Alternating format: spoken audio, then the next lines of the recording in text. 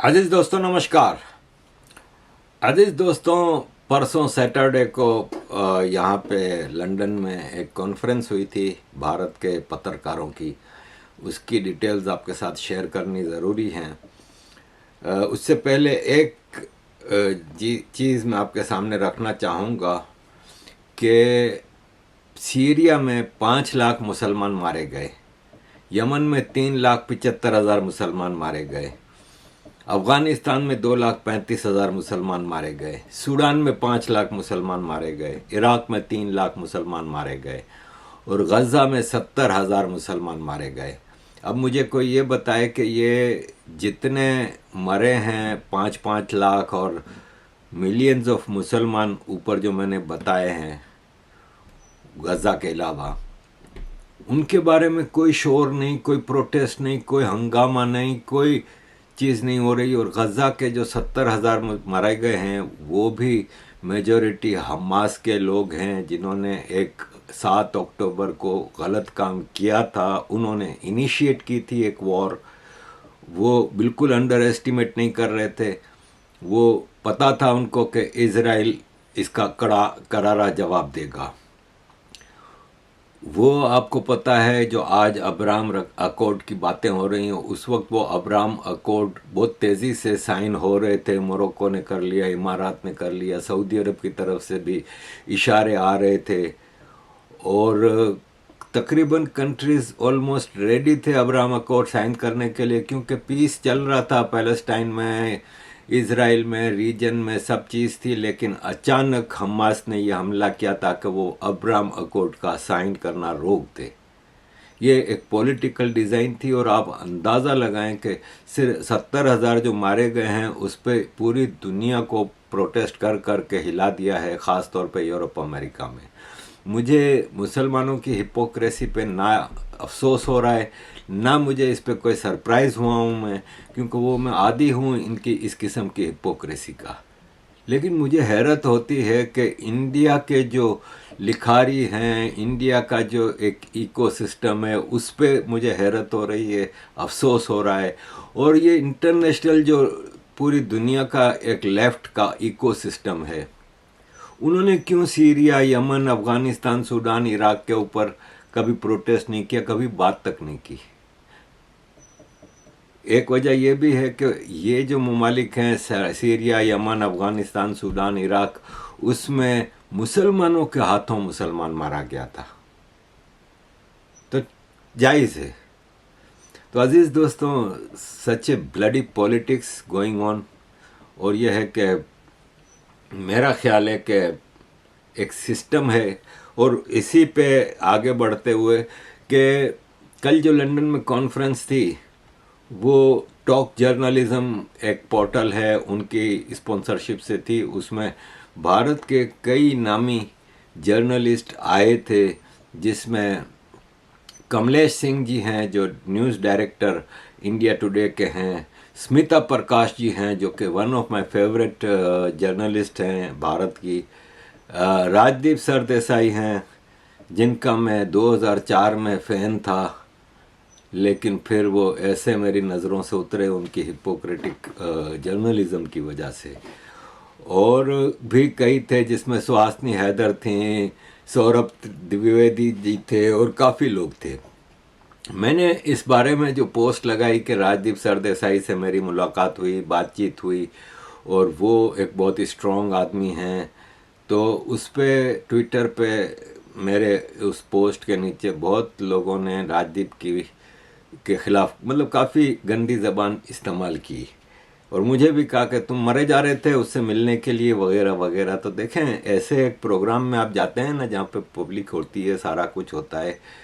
मैं आपको पता है 42 साल हो गए मुझे 32 साल हो गए इस पूरे काम में। इंटरनेशनल कॉन्फ्रेंसेस में जाते हैं हम, यूनाइटेड नेशंस जाते हैं, वहाँ पे आईएसआई के लोग मिलते हैं और कई ऐसे लोग मिलते हैं पाकिस्तान के हवाले से जो हमें पता है कि डायरेक्टली इन्वॉल्व हैं मासूम बलोचों, पश्तूनों, सिंधियों, मुहाजिरों के कत्ले आम में।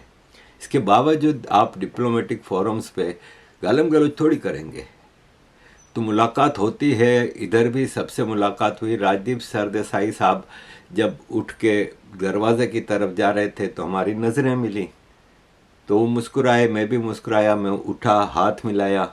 मैंने कहा आपको याद होगा कि 2004 में आपसे मेरी मुलाकात हुई थी मौर्या शेरेटन होटल दिल्ली में। अल्ताफ़ भाई का इंटरव्यू करने आप आए थे, मैंने ही अरेंज कराया था। बोले हाँ हाँ हाँ याद आ गया।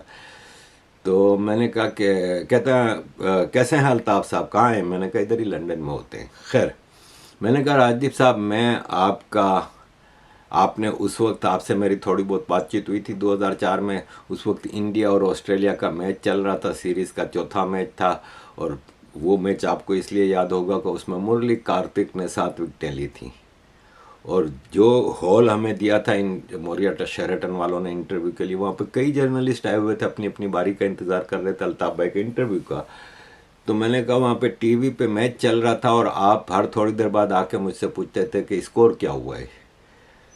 वो वही मैच है जिसमें माइकल क्लार्क ऑस्ट्रेलिया का जो बाद में कैप्टन बना था, उसने 6 विकेट लिए थे, मुरली कार्तिक ने 7 विकेट लिए थे। इंडिया ने शायद ऑस्ट्रेलिया से हारा था या ऐसा ही कुछ था, लेकिन सीरीज़ इंडिया जीता था। खैर, तो मैंने कहा मैं आपका बहुत बड़ा क्रिटिक हूँ और आपके ऊपर मैं बहुत क्रिटिसिज्म करता हूँ अपने यूट्यूब चैनल पे। तो उनके जवाब से मुझे अंदाज़ा हो गया कि वो जानते हैं मुझे और मेरी कुछ वीडियोस देखी हैं, क्योंकि मैं आपको पता है राजदीप के कई चीज़ों पे, हिपोक्रेसी पे क्रिटिसिज्म करता हूँ। तो मैंने बोल्डली उसको बोला और मैंने कहा आप एक स्ट्रॉन्ग आदमी हैं, आप क्रिटिसिज्म को बर्दाश्त कर लेते हैं। तो उन्होंने हाथ पकड़ा हुआ था ना हमने, तो हाथ छुड़ाया और उन्होंने कहा कि मैं रिलीजियस बिगोट्री बर्दाश्त नहीं करता, और चले गए। अगर आगे बात होती तो मैं इनसे, मेरे पास बहुत कुछ था पूछने के लिए। तो ये एक डिप्लोमेटिक उस पर कमलेश सिंह साहब से मेरी बातचीत थोड़ी बहुत खड़े खड़े हुई। और सच ए वंडरफुल मैन, उनकी जो स्पीच थी उधर सबसे ज़्यादा तालियां उसी पे बजी हैं। Wonderful speaker he is. Smita Prakash ji को मैं बहुत अरसे से फॉलो करता हूँ, मैं उनकी जर्नलिज़म का, उनके व्यूज़ का बहुत बड़ा फ़ैन हूँ। और मैंने वहाँ पे सौरभ द्विवेदी जी से भी मेरी हेलो हाय हुई। मैंने कहा मैं सवाल के लिए हाथ उठा रहा हूँ, मुझे कोई जब मौका ही नहीं दे रहा सवाल करने का। इस हॉल में मैं पाकिस्तानी हूँ, इसलिए आप मुझे तो कम से कम मौका दें। तो हंसने लगे। और जो ऑर्गेनाइज़र थे वो आए, उन्होंने कहा कि भाई आप पाकिस्तानी हो तो आपसे तो डर लगता है और आपको तो अब मौका देना पड़ेगा, वरना आपने हमें छोड़ना नहीं है। खैर, तो सौरभ द्विवेदी जी की जब स्पीच हुई तो जब सवाल जवाब का मौका आया तो मैंने भी हाथ उठाया। तो एक साहब पाकिस्तानी थे लाहौर से, उन्होंने हाथ उठाया हुआ था, तो पहले उनको मौका दिया गया। तो उन्होंने कहा कि भारत में एक ज़माना था कि पीके और तारे ज़मीन पर जैसी खूबसूरत फिल्में बनती थीं, लेकिन अब झूठ के ऊपर मबनी फिल्में जैसा कि धुरंधर है वो बहुत ज़्यादा बनती हैं। तो आप इसका फ्यूचर क्या देखते हैं?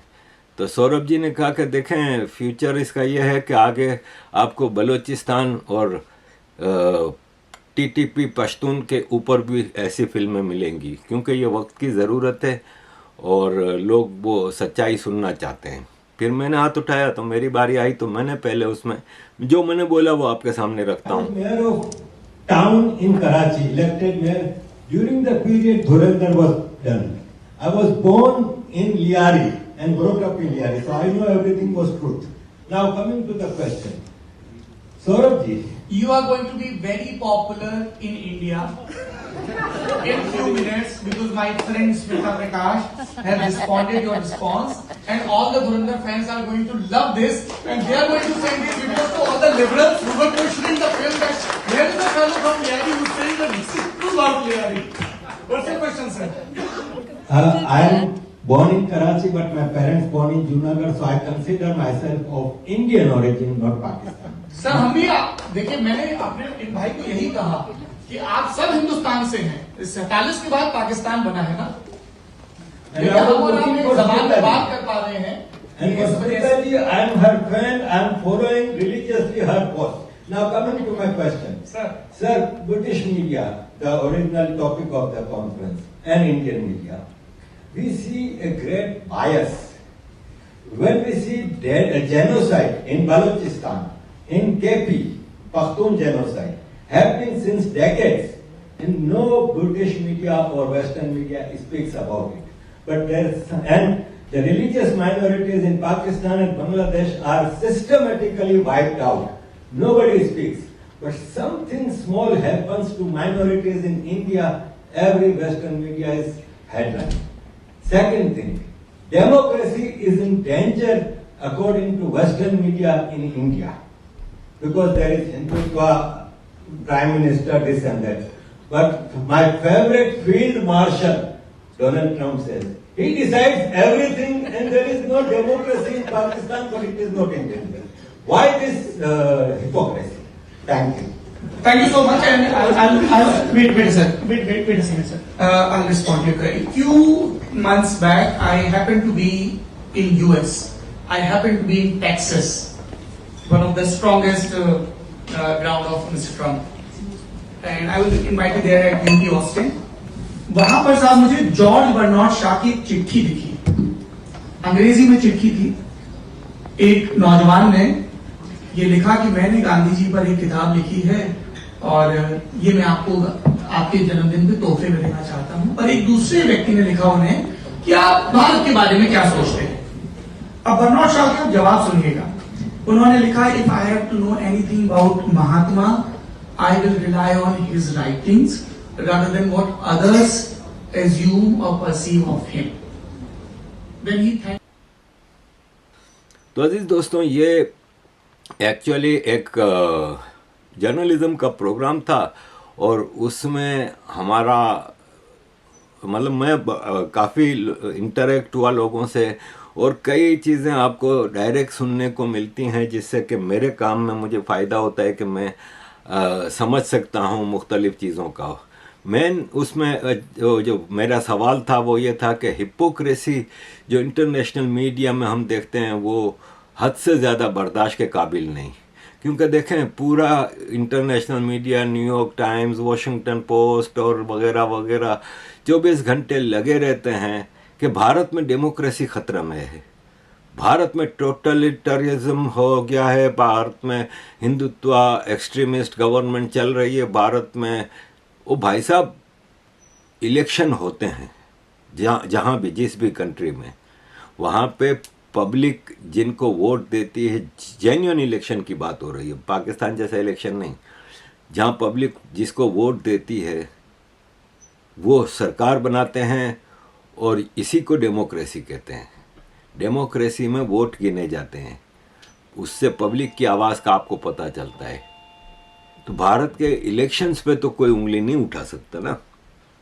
ये और बात है कि दुश्मन भी जो बीजेपी के हैं वो भी ये कहते हैं कि बीजेपी को इलेक्शन जीतना आ गया है, लेकिन रिगिंग का कोई हिसाब किताब है नहीं. भारत में अदालतें जो हैं, जस्टिस, वो सबसे ज़्यादा लिबरल और ट्रांसपेरेंट हैं, इसलिए कि सरकार के खिलाफ कई फैसले आए हैं. तो आज तक किसी एक इलेक्शन के खिलाफ किसी ओपोजिशन पार्टी ने क्यों अदालत में कोई केस नहीं किया.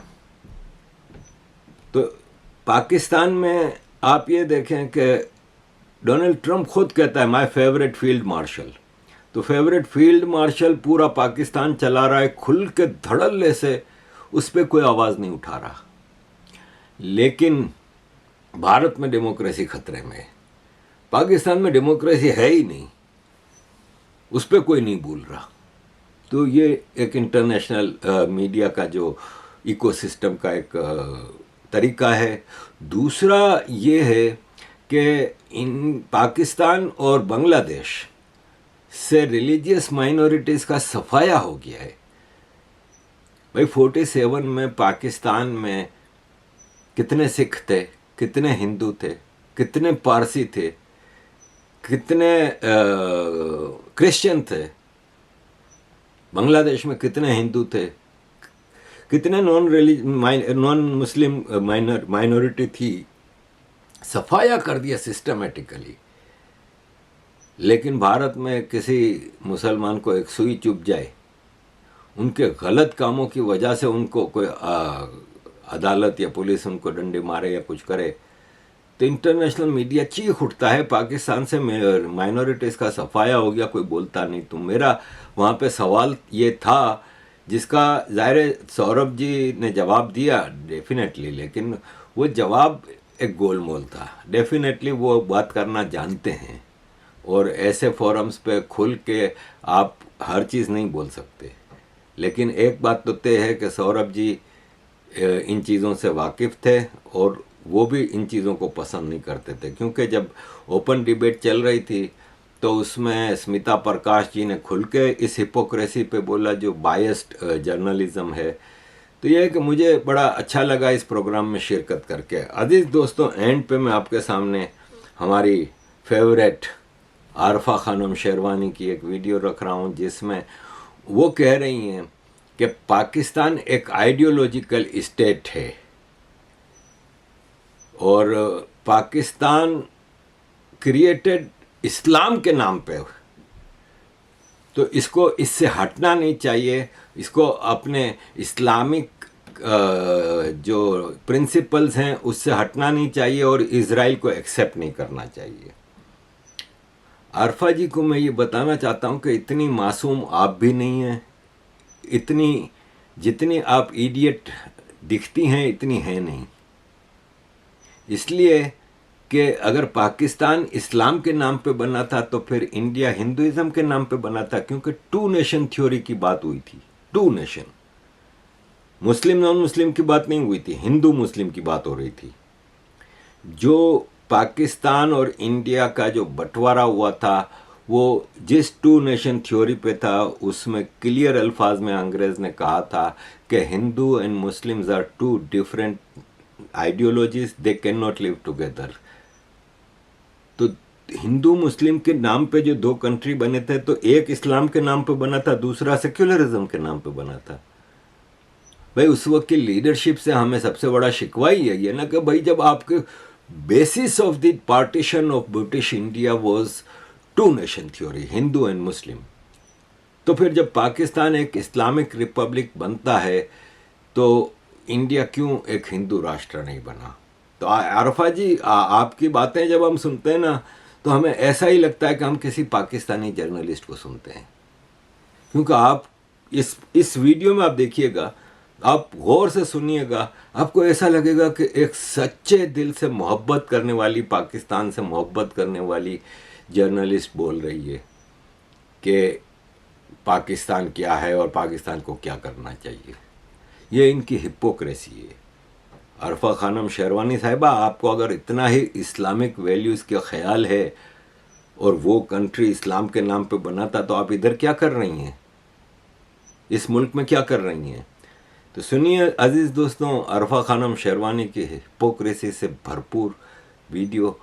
And thank you very much अजीज़ दोस्तों फॉर ऑल योर सपोर्ट। खिलाफ है। पाकिस्तान ने रिजेक्ट कर दिया है पूरे तरीके से, क्योंकि पाकिस्तान के लिए आप देखिए, पाकिस्तान की जो स्थापना है वही एक आइडियोलॉजिकल स्टेट है, वो कि इस्लामिक जो थियोलॉजी है उस पर आधारित है कि इस्लाम के नाम पर देश बनाया गया। दूसरा जो राज्य है फिलिस्तीन, उस पर वहां मुसलमानों पर जुल्म ज्यादती हो रही है। क्या पाकिस्तान इसको बर्दाश्त कर सकता है? दूसरी महत्वपूर्ण बात आप ये देखिए कि पूरी जो डोमेस्टिक पॉलिटिक्स है, यानी मैंने कहा कि सड़क पर आ जाएंगे हजारों लाखों लोग, अभी भी वहां एक तरह का पॉपुलर मूवमेंट चल रहा है। दूसरे, अगर रीजनल पॉलिटिक्स के हिसाब से देखा जाए तो इजराइल को अब भारत के बहुत नजदीक देखा जाने लगा है। आपको याद है मदरहुड फादरहुड वाला पूरा स्टेटमेंट नरेंद्र मोदी जी ने इजराइल की संसद में जाके दिया था। तो अब जब ये देखा जा रहा है कि भारत इजराइल के नजदीक है, तो पाकिस्तान अपने डोमेस्टिक पॉलिटिक्स के लिए उससे दूर भागने की कोशिश करेगा, क्योंकि वो एक ब्लॉक में नहीं दिखना चाहेगा जहां भारत है। तो सीधे तौर पर आप ये देखिए, रीजनल जो स्ट्रेटेजी है उसके हिसाब से भी, मिलिट्री कैलकुलेशन भी आप देखें कि सऊदी अरब के साथ भी जो उसका एक मिलिट्री मुआहदा है, उसके हिसाब से भी इसका बिल्कुल सेंस नहीं बनता। अब ये देखिए ऑफिशियल जो पाकिस्तान पोजीशन है पाकिस्तान की, वो क्या है? पाकिस्तान की हमेशा से एक लॉन्ग स्टैंडिंग पॉलिसी यही रही है कि कोई भी रिकग्निशन इजराइल को नहीं होगा जब तक कि कोई इंडिपेंडेंट फिलिस्तीनी राज्य नहीं बन जाता, जब तक कि एक अलग देश राज्य नहीं बन जाता फिलिस्तीन, तब तक नहीं माना जाएगा। और देखिए पाकिस्तान की 1947 से ये पॉलिसी रही है। ये दोनों देश, जब पाकिस्तान बना उसी साल आप देखिए ये बना, इजराइल बना। तो दोनों का इतिहास बिल्कुल एक जैसा है। एक यहूदी धर्म के आधार पर बना और इस्लाम के आधार पर देश बना जब भारत का बंटवारा हुआ। तो जो पूरे तरीके से इस्लाम की जो पूरी डेफिनेशन है उसके हिसाब से अगर देखा जाए, और फिलिस्तीन का जो सेल्फ डिटर्मिनेशन यानी अपनी आज़ादी अपने अख्तियार में होने का जो पूरा प्रिंसिपल है, पाकिस्तान उसके साथ खड़ा रहता है। और आपको ये बात मालूम है, पाकिस्तानियों को तो मालूम होगी, हिंदुस्तानियों को क्या ये बात मालूम है कि पाकिस्तान के बाकायदा पासपोर्ट पर ये लिखा रहा है हमेशा कि valid for all countries except Israel. Israel के अलावा बाकी तमाम देशों में जाने के लिए वैध है ये पासपोर्ट। तो आप समझते हैं कि कितना वेहमेंटली अपोज करता है इसराइल को, खासकर जो उनकी पूरी पॉलिटिक्स है। तो अब जो पाकिस्तान कह रहा है, यूनाइटेड स्टेट्स को जो उसने पूरी तरीके से बताया है, रॉयटर्स की रिपोर्ट बता रही है कि अब्राहम अकॉर्ड और ईरान नेगोशिएशंस दोनों अलग अलग मुद्दे हैं, इनको अमेरिका को साथ लेकर नहीं चलना चाहिए और दोनों जोड़े नहीं जा सकते। और एक तरह से ये मैं कहूंगी एक सॉफ्टर वे है ट्रंप को ये बताने का कि आपकी बात हमें नागवार है और आप हमें नुकसान पहुंचाने की कोशिश कर रहे हैं। यहां तक ये देखिए पाकिस्तान के जो डिफेंस मिनिस्टर हैं खासकर, उन्होंने तो सीधे तौर पर इस बात को और ज्यादा मजबूत तरीके से कहा है। उन्होंने सीधे तौर पर यह कह दिया है कि कोई भी अपनी जो फंडामेंटल हमारी जो आइडियोलॉजी है, जो बुनियादी हमारी आइडियोलॉजी है, विचारधारा है, उससे कोई कॉम्प्रोमाइज नहीं होगा और ये किसी भी तरीके का कोई अकॉर्ड में हम हिस्सा नहीं लेंगे। अब आगे मैं आपको बताती हूँ कि कैसे, जो मैंने आपको बताया है कि पाकिस्तान की सड़कें लोगों से भर जाएंगी, पट जाएंगी अगर इस तरह का कोई अब्राहम अकॉर्ड से सोचेगा भी अगर पाकिस्तान की सरकार या उनकी मिलिट्री, तो सीधे तौर पर ये नामुमकिन है लगभग कि वहाँ जो धर्म पर आधारित पार्टियां हैं वो भी इस बात का विरोध करेंगी, जो आम लोग हैं वो भी इस बात का विरोध करेंगे, सिविल सोसाइटी के लोग, मीडिया के लोग, ये तमाम लोग इस बात का विरोध करेंगे और एक तरह का इस्लामिक मोबिलाइजेशन देखने को मिल सकता है। और ये तमाम बातें ये सब फॉरेन प्रेस लिख रहा है पाकिस्तान के बारे में, उन्हीं का ये एक तरह से मैं एनालिसिस आपको और अपने अक्ल से सोचकर दोनों को मिलाकर बता रही हूँ कि क्या सोच रही है दुनिया, कि किस तरह से पाकिस्तान को बुरे तरीके से फंसा दिया है यूनाइटेड स्टेट्स ने।